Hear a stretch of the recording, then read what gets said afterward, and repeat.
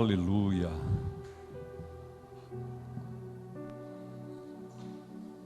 Quantos têm uma Bíblia? Levante assim a sua Bíblia. Olha que bênção, que lindeza. A Bíblia, que é um livro singular.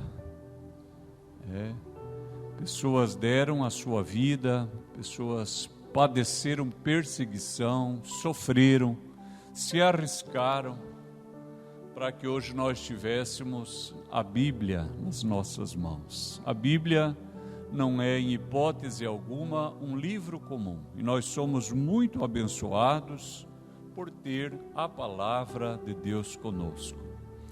Amados, hoje nós iniciaremos a contemplação do livro de Gênesis, que é o primeiro livro da Bíblia.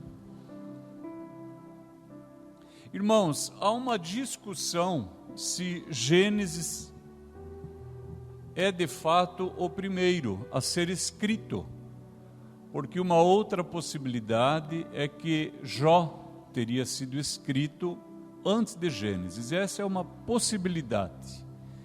Ambos escritos por Moisés. Então essas são teorias que circundam a redação desses livros tão belos da palavra de Deus. Mas como o próprio nome Bereshit, para nós é Gênesis ou as origens, mas no hebraico é no princípio, Bereshit bara Elohim, no princípio criou Deus. Então, como esse livro trata das origens, então ele aparece na nossa Bíblia em primeiro lugar. Lembrando que a palavra Bíblia, ela significa coleção de livros. É como se você tivesse aí na sua mão uma pequena biblioteca contendo 66 livros.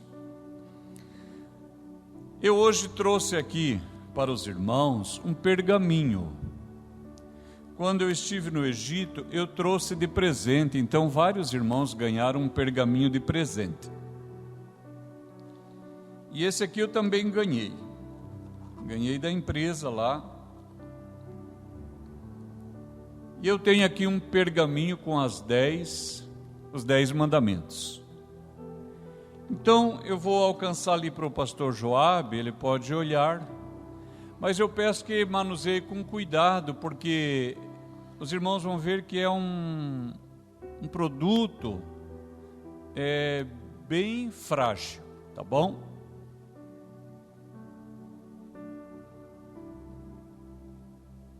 Enquanto ele compartilha ali para que alguém possa ver, nós estivemos lá no Egito numa fábrica de pergaminho e eu pude ver eles fazendo pergaminho. Eu acabei descobrindo também que é possível fazer pergaminho a partir de talo de bananeira. Olha só, a gente aqui, não sei se no Brasil tem papiro, mas nós temos bananeira em abundância e é possível fazer a partir do talo de bananeira também. E eu pedi para Sara e para Ana separarem uma imagem de um papiro, a planta. Aqui nós temos então a planta, que é o papiro, e os irmãos podem ver que tem um talo, é esse talo que é usado para fazer a base para a escrita. Quem aqui alguma vez, quando criança ou no sítio, cortou um talo de bananeira? Quem já cortou? Os irmãos que já cortaram já viram que aquilo é cheio de fibra, não é assim? Então vamos supor que você quer um papiro desse tamanho, você corta o talo desse tamanho e faz aquele monte de tirinhas assim, larguinha, talvez uns 2 centímetros, 1 polegada, e depois os talinhos da largura que você quer. E aí corta bem fininho, e coloca dentro da água e vai fazendo aquela trama ou aquela urdidura. Vai pondo as camadas e vai pondo peso, vai pondo camada e peso. Leva 1 semana para uma folha dessa ficar pronta. Então é um trabalho é bem demorado. Aqui nós já temos um papiro. Isso. Pode ver que é uma coisa bem bruta, bem rústica. O que mais?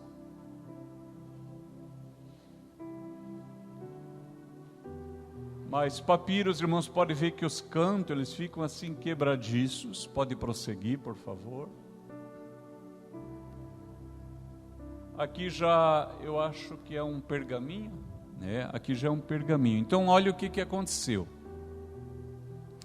Durante os séculos, usou-se o pergaminho como esse que os irmãos estão manuseando ali, feito desse modelo que eu disse, um modelo bem rústico, bem primitivo, até mais ou menos o século II a.C. Então, há 2.200 anos aproximadamente, eles começaram a perceber que era possível produzir um material para escrita a partir do couro de animais. Então, eles limpavam bem o couro do animal, refinavam, tratavam, porque aí ele era muito mais resistente, né, do que um material como esse.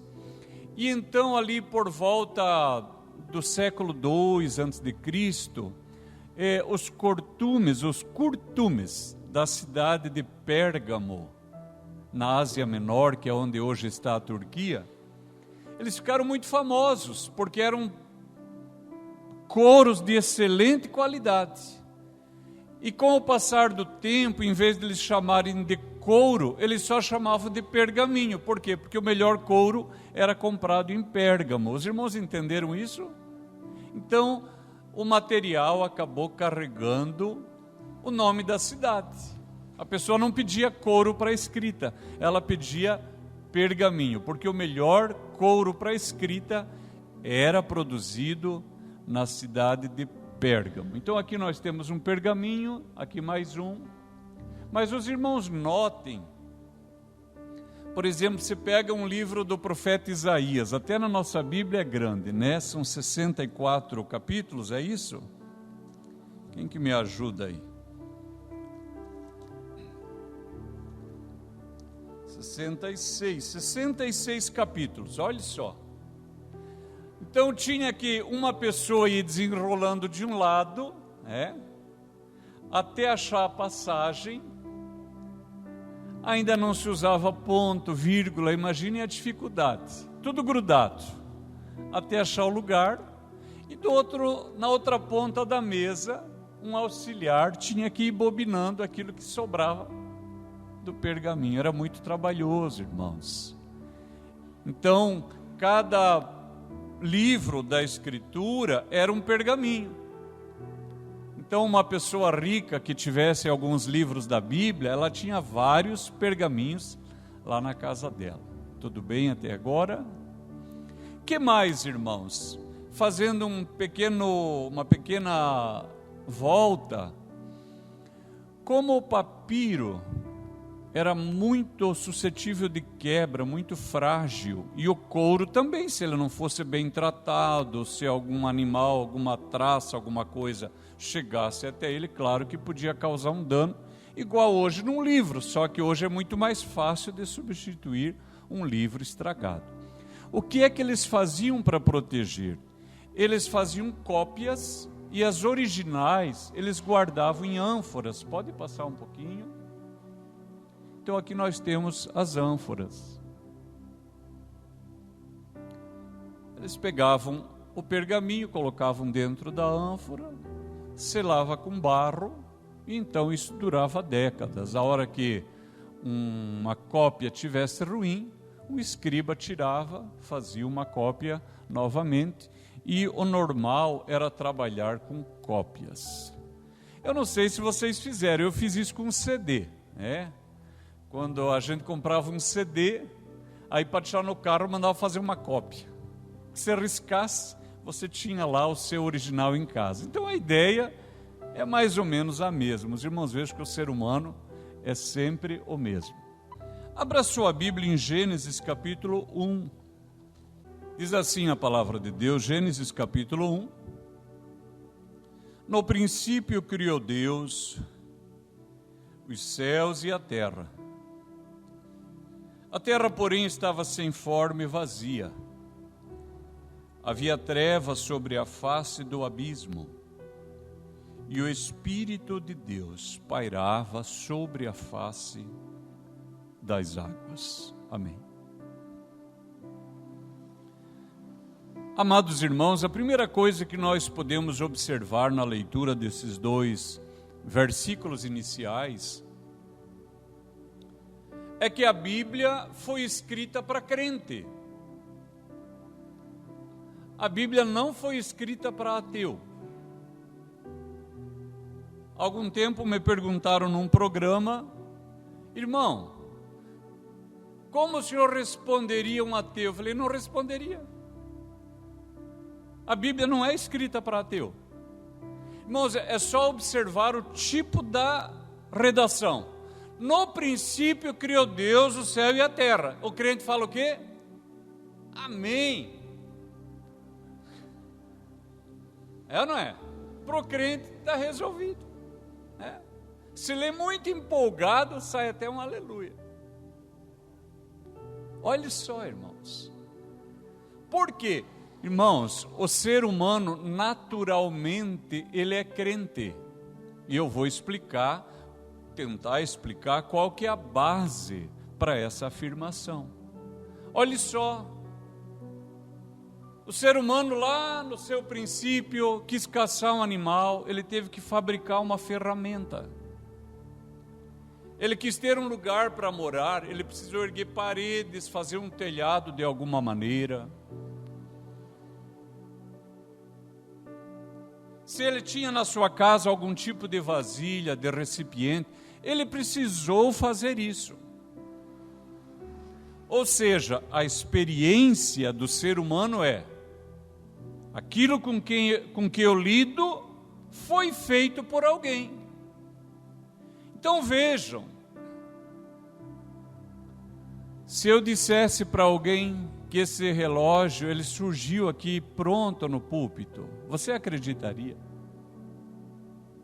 E eu tentasse teimar com você, falar: não, verdade, eu sou teu pastor, pastor não mente. Você acreditaria nisso? Irmãos, notem que o ser humano inteligente, ele sabe que as coisas foram criadas. Essa cadeira onde você está sentado, o copo onde eu bebi água, o pergaminho que caminhou de mão em mão, a gente sabe que as coisas foram criadas. O ser humano, eu vou repetir, inteligente, sabe que as coisas foram criadas. É por isso que o livro do Salmo diz o tolo no seu coração. Quem me ajuda? Não a Deus. A Bíblia fala isso. Diz o nécio no seu coração, não a Deus. Porque quem é que pode dizer que Deus não existe? Só o tolo. E a Bíblia não foi escrita para o tolo. A Bíblia foi escrita para o sábio. O povo de Deus é um povo sábio. Essa é a revelação da própria palavra de Deus. Então vejam, irmãos, há quem diga que o homem primitivo, por causa da sua mente mínima, da sua mente não desenvolvida, porque eles tentam conectar o ser humano com os primatas, insistem em que o ser humano veio do macaco. Eu pensava isso essa semana. Eu não conheço a avó de quem disse isso, mas a minha avó eu conheci. Ela não parecia um macaco. Na verdade, ela era muito inteligente, muito querida. Mas dizem os meios acadêmicos que o homem primitivo, porque não tinha uma mente desenvolvida e não entendia os fenômenos naturais, criou Deus. Olha só, nós criamos Deus. E a Bíblia diz exatamente o contrário, que quem declara a inexistência de Deus, esse é o nécio, é o tolo, porque qualquer ser humano sabe que tudo que há foi criado. Absolutamente o que você quiser foi criado. Então, em primeiro lugar, guarde isso. Você não precisa, eu vou provar a existência de Deus. Esses dias eu vi um vídeo, menino cristão prova a existência de Deus. Eu nem assisti, irmãos. Eu vou perder meu tempo. O pastor vai provar. Eu não vou provar nada. Por quê? O ser humano naturalmente é crente. Quando eu digo crente, irmãos, não acho que ele é crente aqui da Filadélfia, não é isso que eu estou falando. O ser humano natural pode não saber que o nome de Deus é Deus, ou que é Jeová, como você preferir, ou Adonai, ele pode não saber isso. Ele pode não saber do Filho de Deus, mas é aquilo que a Escritura chama lá, em Romanos capítulo 1, que é a revelação natural, ou a revelação geral. Então lá numa ilha da Polinésia, lá numa ilha do Pacífico, um lugar isolado, tem uma pessoa primitiva, uma pessoa sozinha, que não tem acesso a coisa alguma, e ele fica maravilhado vendo os astros. Como ele é inteligente, olha aí, como ele é inteligente, ele vê as estrelas, ele vê a lua, o sol, ele entende, alguém fez isso. Alguém fez. Ele pode dar outro nome, ele pode não saber que é o Senhor nosso Deus, mas é o que a revelação chama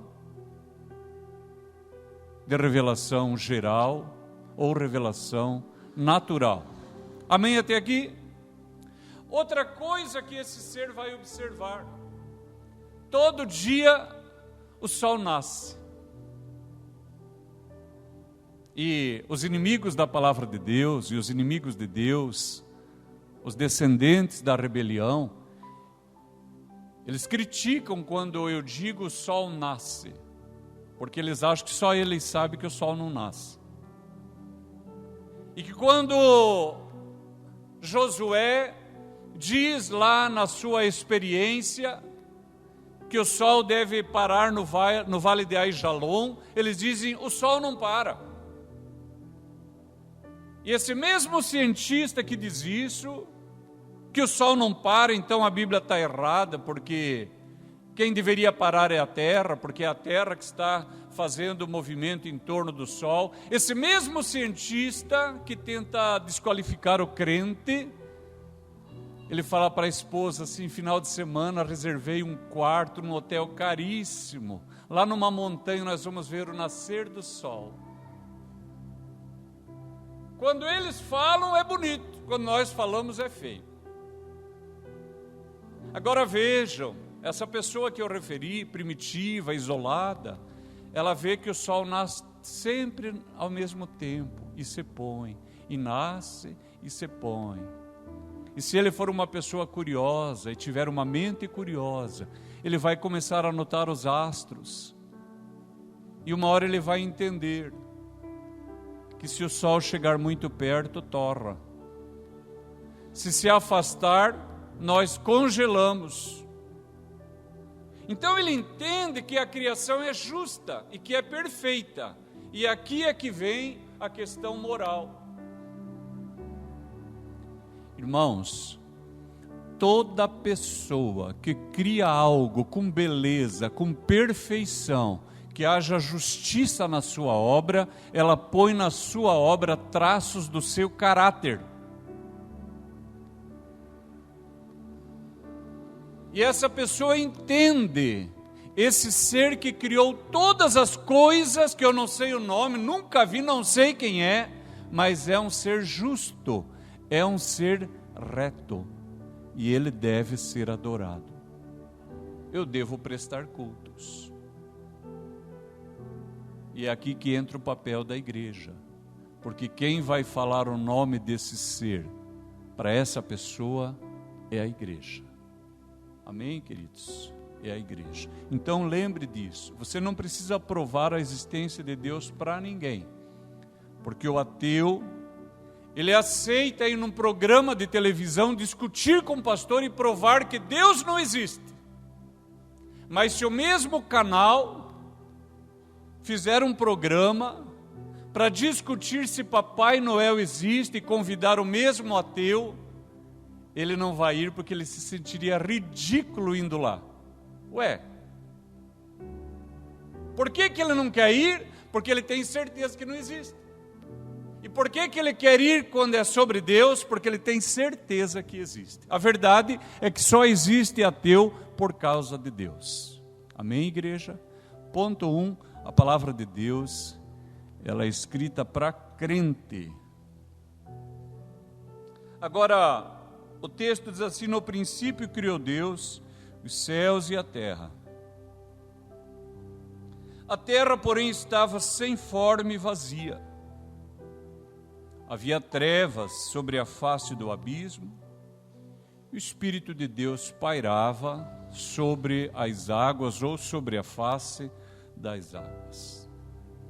Os irmãos vão observar que a partir de agora nós vamos ter uma narrativa das ações de Deus. Disse Deus, disse Deus, disse Deus, todos nós já conhecemos. Mas nos versículos 1 e 2 não tem esse disse Deus. Quando Deus chega para essa cena aqui que nós estamos, a terra já está criada. Por quê? Porque foi no princípio que a terra foi criada. Qual princípio? Um princípio anterior a esse momento aqui. Abra sua Bíblia em Isaías 45, 18, por favor. Diz assim a palavra de Deus, Isaías 45, 18: porque assim diz o Senhor que criou os céus, o Deus que formou a terra, que a fez e estabeleceu, que não a criou para ser um caos. Uma outra tradução diz: não criou para ser vazia. Quem tem vazia? A cena é assim, viu? Deus não criou a terra para ser vazia, mas para ser habitada. Eu sou o Senhor e não há outro. Amém. Então guarde isso. A terra não foi criada para ser vazia. Irmãos, eu acredito, e nisso você não precisa concordar comigo. Por quê? Porque não é um assunto soteriológico, ou seja, não tem a ver com a salvação.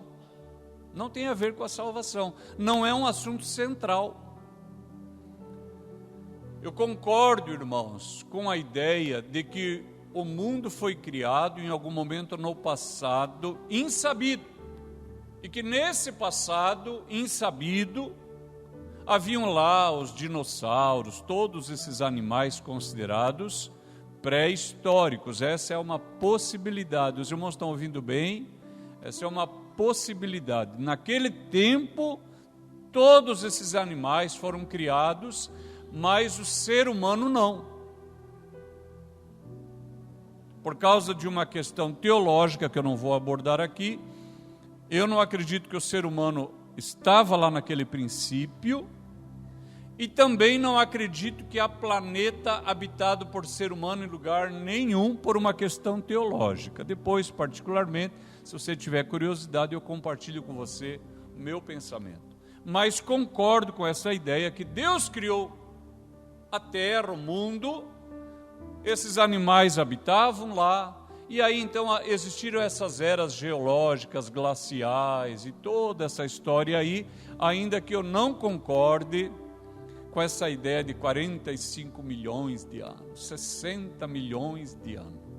Hoje eu estava vendo lá 4 bilhões e 61 milhões de anos. Tenha dó. E quem tiver curiosidade, pesquise, porque normalmente essa datação é por carbono 14. Mas não é a única datação. Existem outros métodos de datação, e às vezes num método fala 4 milhões de anos, no outro fala 50 mil anos. Ué, um dos dois tem que estar errado, irmãos. Os irmãos entendem isso? Se todos tivessem certo, uma vez que são instrumentos diferentes, todos tinham que apontar na mesma direção. Quer ver uma experiência fácil de entender? Quem aqui já usou prumo em alguma construção? Prumo. Quem já usou? Quem não usou sabe o que é. É uma cordinha que atravessa um pedacinho de madeira redondinho, tem um furinho no meio, e na ponta tem uma peça de metal. Você encosta na parede, a de baixo tem que encostar, tá certo assim? Se encostar bem de levezinho, tá no prumo, tá reto. Quem agora usa prumo digital a laser? Alguém aqui já usou? Já, né? Aqui na igreja, vocês fizeram um trabalho aqui com prumo digital a laser. Agora eu pergunto para os irmãos, aquela obra que foi feita no prumo e no metro e no esquadro, um bom pedreiro, há 30 anos, e ele fez, se for lá com a atual, com a digital, a laser, não tem que dar a mesma medida? Tem que dar a mesma medida. Ou seja, mudaram os instrumentos, mas o resultado tem que ser o mesmo. Agora você pega essas ideias que estão por aí da ciência, e você tem lá 50 milhões de anos, aqui 4.000 anos. Uma das duas está errada. Então notem, o Senhor criou a terra para ser habitada. Venha para o capítulo 14, nós estamos em Isaías. Irmãos, nós não vamos ler tudo, nós não vamos explicar tudo, pelo menos não de uma vez só. Diz assim o versículo 12, Isaías 14, o versículo 12. Como caíste do céu, ó estrela da manhã, filha da alva, ou filho da alva, como foste lançado por terra, tu que debilitavas as nações. Tu dizias no teu coração, eu subirei ao céu, acima das estrelas de Deus exaltarei o meu trono, no monte da congregação me assentarei nas extremidades do norte. Subirei acima das mais altas nuvens e serei semelhante ao Altíssimo. Contudo, serás precipitado para o reino dos mortos, no mais profundo do abismo. Agora Ezequiel, caminha agora para frente, nós temos Isaías, Jeremias, Lamentações e aí Ezequiel capítulo 28. Diz assim o versículo 13: Estavas no Éden, jardim de Deus, de todas as pedras preciosas te cobrias. 14. Tu eras querubim da guarda ungido, e te estabeleci. Permanecias no monte santo de Deus, no brilho das pedras andavas. Perfeito eras nos teus caminhos, desde o dia em que foste criado, até que se achou iniquidade em ti. Amém. Queridos irmãos, esses dois capítulos, 14 de Isaías, 28 de Ezequiel, eles tratam de outras coisas, mas entre eles há uma revelação do surgimento de Satanás. Se você prestar atenção para esses capítulos, você vai ver que nenhum ser humano comporta essa glória. Não tem ser humano que comporte. Se você prestar atenção nos detalhes, ser humano nenhum cabe ali. Deus está falando de um querubim, e nós sabemos que é Satanás. E o texto diz que ele foi lançado por terra. Irmãos, lançado por terra pode significar o ato de cair em qualquer lugar. Entretanto, irmãos, nós cremos que foi quando ele caiu sobre esta terra, quando ele veio para cá, precipitado da presença de Deus, ele causou o caos neste lugar. Se alguém tiver curiosidade, você pode consultar a queda de grandes meteoros no México, nos Estados Unidos. Tem um nos Estados Unidos que o meteoro foi tão grande que deixou uma cratera de 200 metros. Uma coisa gigantesca. Então, dizem alguns cientistas que nessa época, esses animais que eu citei, eles teriam desaparecido. Eu creio, irmãos, que isso tudo esteve envolvido na queda de Satanás. Amém? Os irmãos entenderam? Repito, você não precisa concordar comigo, eu só quero que você entenda. Aí diz assim o versículo 2: a terra, porém, estava sem forma e vazia. Mas o profeta Isaías diz que Deus não criou para ser vazia, nem sem forma. Que mais? O versículo 1 diz assim: no princípio criou Deus os céus e a terra. Irmãos, quando Moisés escreveu aqui que Deus criou, ele usa o verbo barar. Barar. E quando você começa a olhar os verbos que podem significar criar no hebraico, você acaba concordando que esse verbo ele só serve para Deus. Por quê? Porque Deus cria sem matéria pré-existente. Nós estivemos lá na casa da minha cunhada e ela serviu uma cuca muito gostosa que ela fez. E aqui quem cozinha na sua casa sabe, você vai cozinhar, você precisa ter farinha, trigo, sal, fermento, óleo, margarina, e mais algum cheiro e alguns sabores. E às vezes a senhora está toda animada para fazer o seu bolo, aí fala, não vai dar para fazer. Não é isso? Que falta um ingrediente.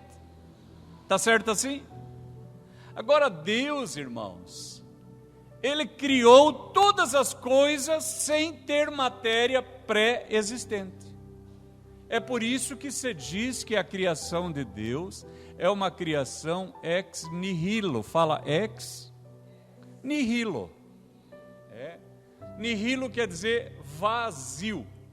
E ex você já sabe, porque nós estudamos isso em Apocalipse, quando fala assim, ex-marido, saiu para fora do casamento, é ex-marido. Ex-aluno, saiu para fora do curso, não é isso? É o egresso do curso, é um ex-aluno. Então quando fala assim, ex nihilo, é para fora do vazio. Deus tirou para fora do vazio todas as coisas que nós conhecemos. Ele não é maravilhoso? Não tinha nada, era um vazio. E disso Ele traz à existência todas as coisas que nós conhecemos. Venha, por favor, para Hebreus capítulo 11, lá no finalzinho da Bíblia, antes de Tiago, Hebreus capítulo 11. Aleluia, glórias a Deus.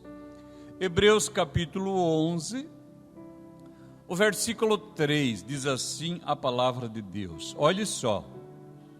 Pela fé, entendemos que foi o universo formado pela palavra de Deus, de maneira que o visível veio a existir das coisas, o que diz aí? Que não se veem. A minha tradução diz que não aparecem. Ou seja, a matéria veio a existir daquilo que é imaterial. Irmãos, isso aqui é uma revelação maravilhosa e ela concorda com Gênesis capítulo 1, que Deus criou todas as coisas a partir do nada. Sabe aonde isso deveria nos levar, irmãos? Para o ambiente da fé. Quando nós precisamos de algo, nós trazemos para a nossa oração a nossa experiência mundana. A gente ora e fala assim, Senhor, podia acontecer tal coisa, mas está faltando não sei o quê. Você explica para Deus. Olha que situação ridícula nossa, irmãos. Nós estamos falando com o Senhor que criou tudo a partir do nada. E quando oramos, explicamos, seria tão bom, Senhor, se eu pudesse ir visitar minha tia lá em tal lugar, mas falta. Senhor, Se meu parente pudesse ser curado, mas o médico diz que falta tal aparelho. Notaram que a gente faz isso com o Senhor? A nossa oração deveria ser diferente. Senhor, o médico fala que falta tal aparelho. Na farmácia diz que não tem o remédio mesmo, que vai chegar só outra semana. Mas, Senhor, Tu criastes todas as coisas a partir do nada. E eu continuo crendo no Senhor. Notaram, irmãos, essa experiência nós devemos carregar com a gente. O nosso medo vai embora. Nossa ansiedade vai embora. A depressão vai embora. Porque nós sabemos que todas as coisas são possíveis para o Senhor, o nosso Deus.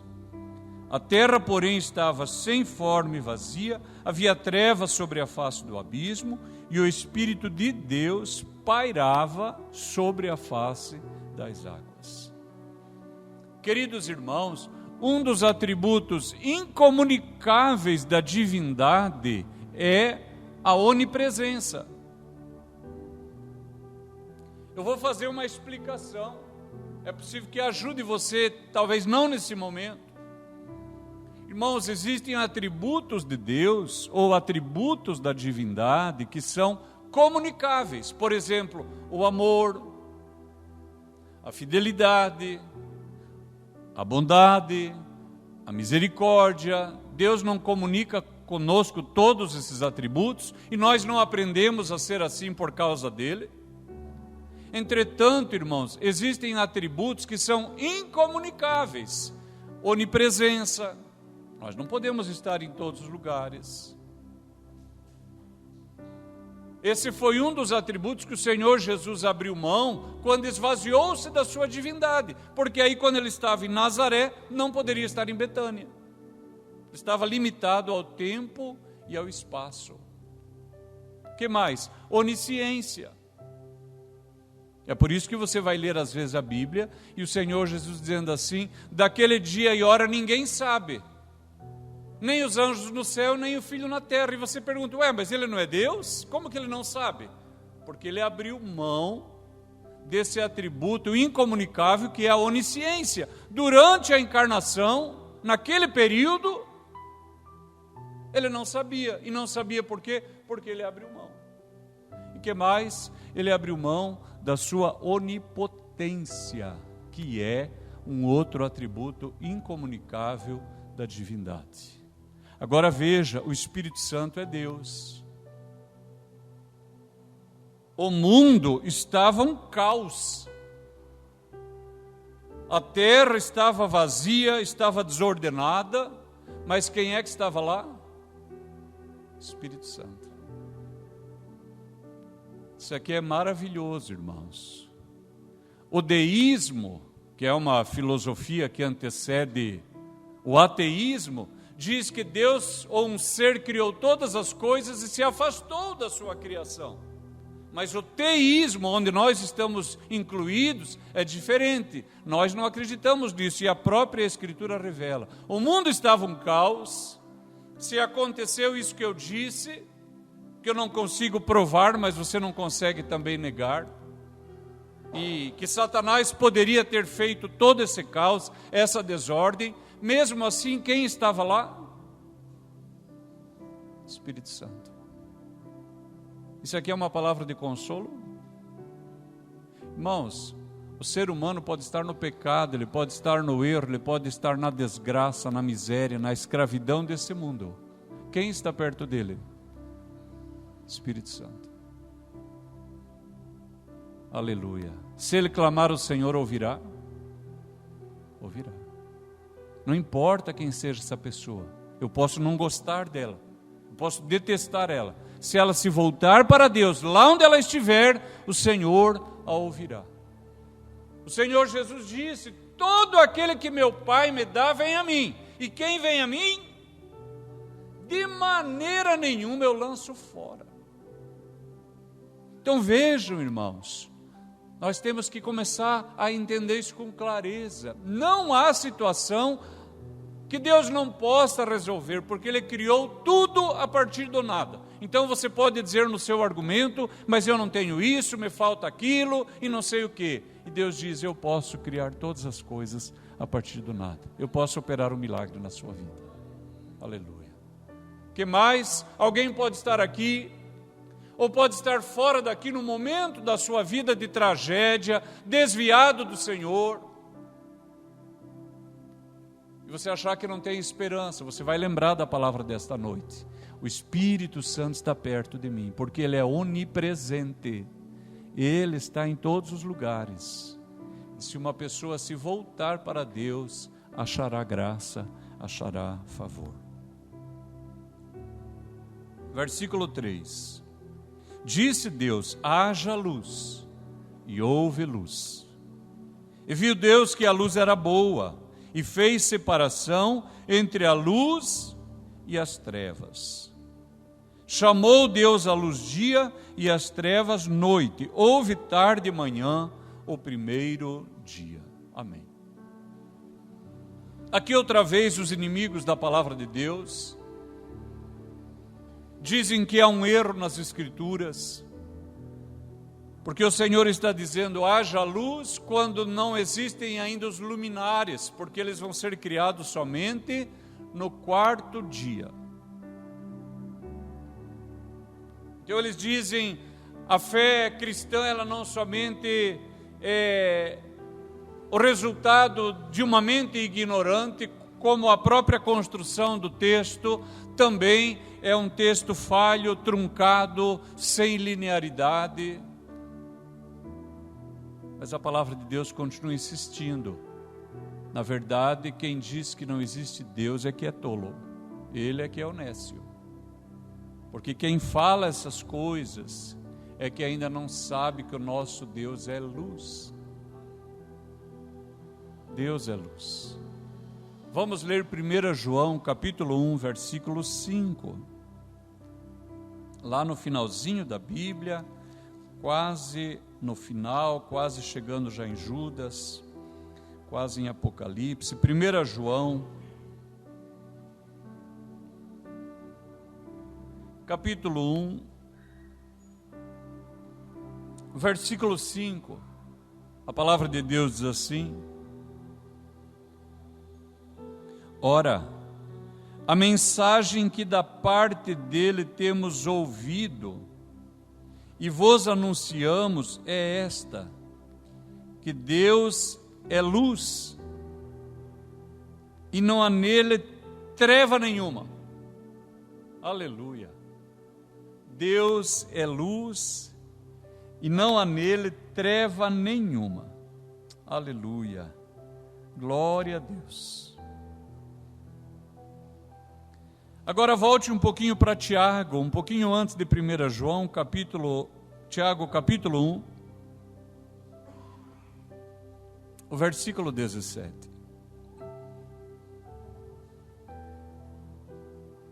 Diz assim a palavra de Deus: toda boa dádiva e todo dom perfeito são lá do alto, descendo de quem? Do Pai das luzes. É lindo demais, irmãos. Em quem não pode existir variação ou sombra de mudança. Toda boa dádiva e todo dom perfeito. Notem o tempo verbal, diz descendo. Não é que desceu o que vai descer. Descendo. Os irmãos lembram da quinta série, é um gerúndio, é um verbo de ação contínua. Ou seja, continua descendo agora, está descendo aqui. Boas dádivas, é o que diz, descendo, sempre descendo, coisas boas, coisas novas, de quem? Do Pai das luzes. Aleluia. Volte um pouco mais, venha para Atos. Atos capítulo 12. Olha que lindeza essa palavra. Atos capítulo 12, versículo 7. Você lembra, o apóstolo Pedro estava na prisão, estava no cárcere.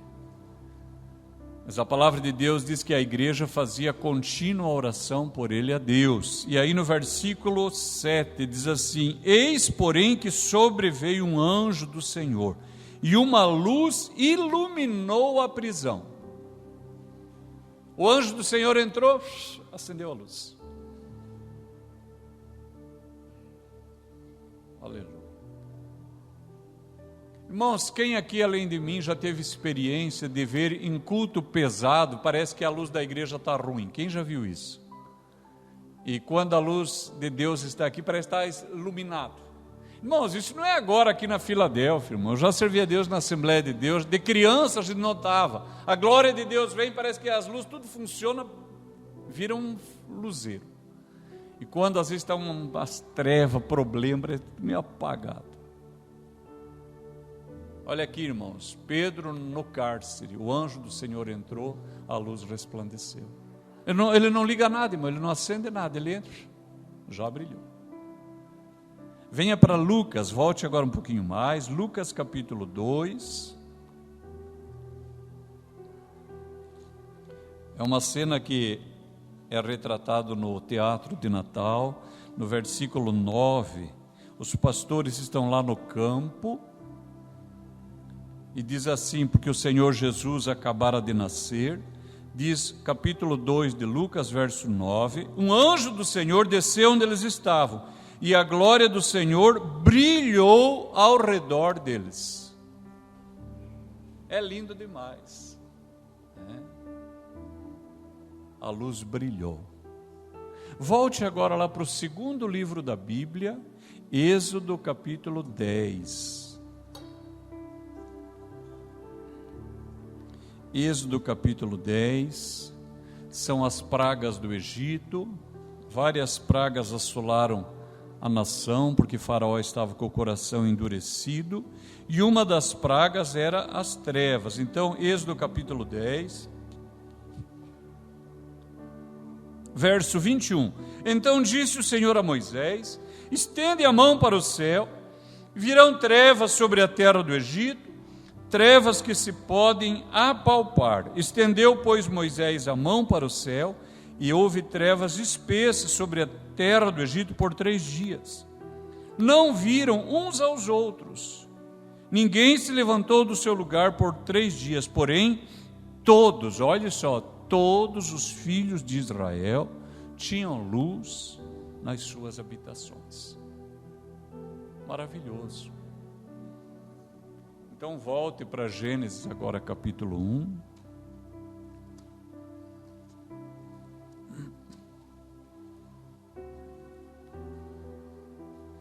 Nós podíamos citar ainda Daniel, mas não precisamos ler. Daniel no capítulo 2, a palavra de Deus diz que a luz mora com Deus. Que ele revela o oculto, revela o que está escondido, e com ele mora a luz. Então aqui em Gênesis capítulo 1, quando o Senhor diz, haja luz, houve luz. Porque Deus não depende de luminares para iluminar alguém, toda uma nação, toda uma família. No capítulo 34 de Êxodo, quando Moisés fala com o Senhor no Sinai, a Bíblia diz que quando ele desce, o seu rosto está resplandecente. Olha só, ele se encontrou com a glória de Deus, e a glória ficou brilhando, ele desceu e as pessoas viram, o rosto dele continua brilhando.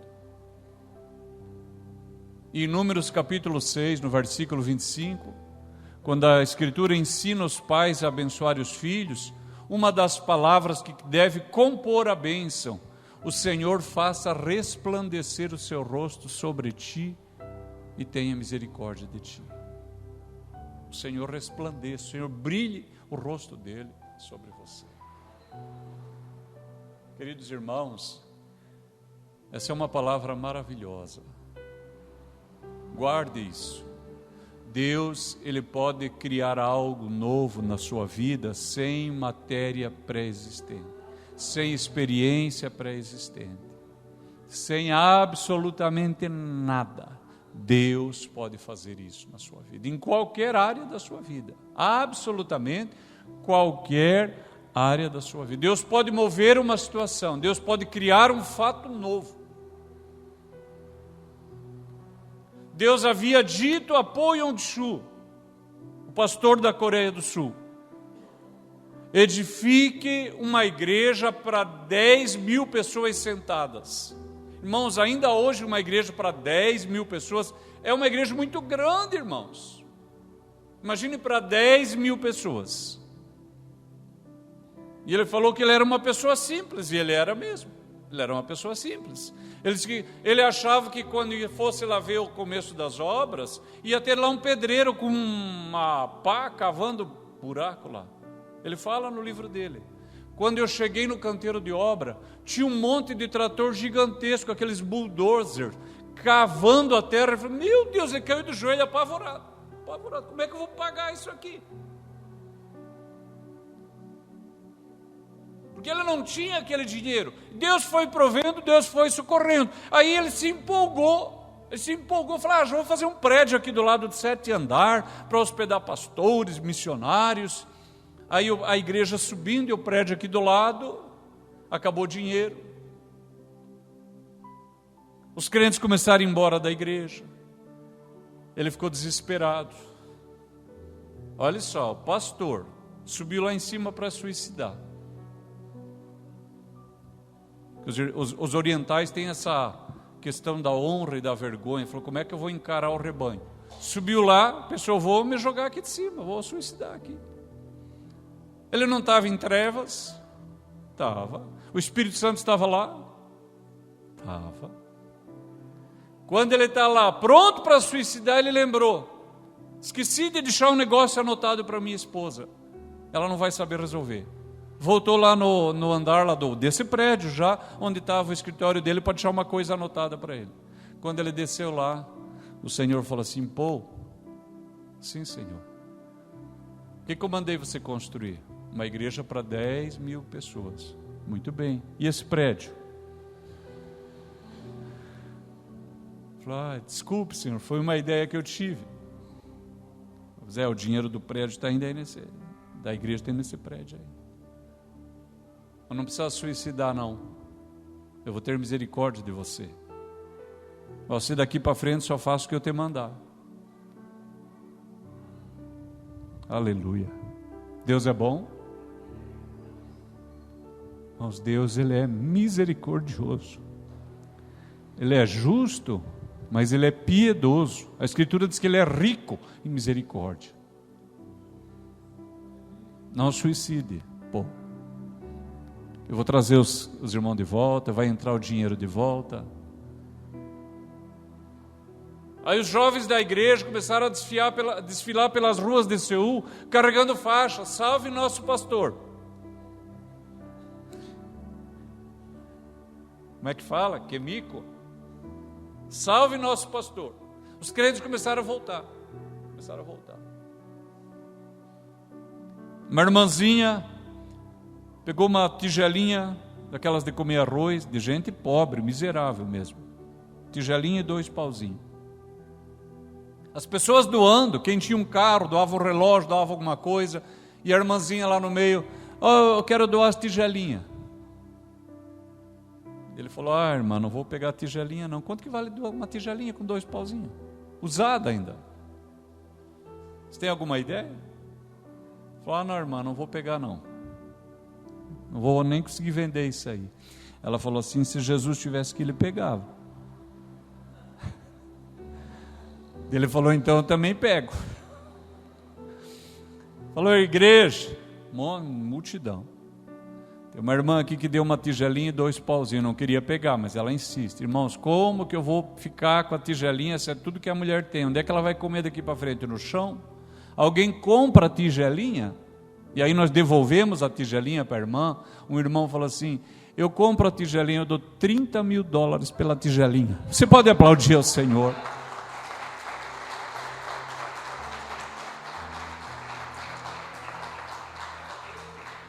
Deus bará, Deus pode criar a partir do nada.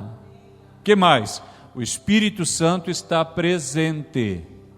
Deus pode iluminar um lugar sem luminares. Por quê? Porque Deus não depende de circunstâncias favoráveis para salvar, curar, prosperar a sua vida.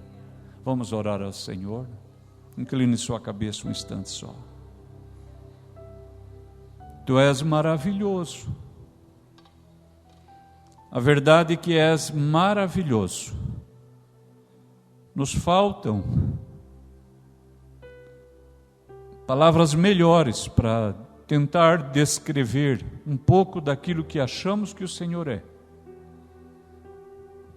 Mas cada pessoa neste lugar, nesta noite, está com o coração voltado para Ti. E ainda que em pé, ainda que sentados, a verdade é que estamos curvados diante da Tua glória. Nós Te adoramos, Senhor. Se há alguma coisa boa na nossa vida, seja para a Tua glória. Se há algo de bom em nós, seja para o Teu louvor. Ó Deus, receba o culto desta noite. Nós agradecemos ao Senhor pela Sua palavra.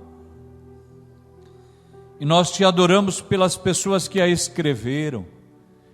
E Te adoramos pelas pessoas que a transportaram, que as traduziram, que com risco da própria vida protegeram os escritos, para que a Tua palavra chegasse até nós e nos achasse neste dia. Ó Deus, eu não conheço a vida do meu irmão que está aqui, da minha irmã, mas quem sabe alguém aqui numa situação limite, que não sabe o que fazer. Ó Deus, Tu és aquele que podes criar todas as coisas a partir do nada, tirar tudo do vazio. Ó Deus, opera poderosamente para que todos saibam que o Senhor foi Deus no passado, o Senhor é Deus agora e o Senhor é Deus no futuro. Aleluia. Ó Deus, eu não sei como está a vida desta pessoa que veio ouvir a Tua palavra, mas que ela saiba que o Espírito Santo está presente e que uma palavrinha bastará. Ó Deus querido, muda o coração de cada um aqui, Senhor, para nós saber que o Senhor não depende de coisa alguma para salvar, curar, prosperar a nossa vida. Nós Te louvamos, Senhor, e agradecemos, no nome de Cristo Jesus. Amém e amém. Graças a Deus.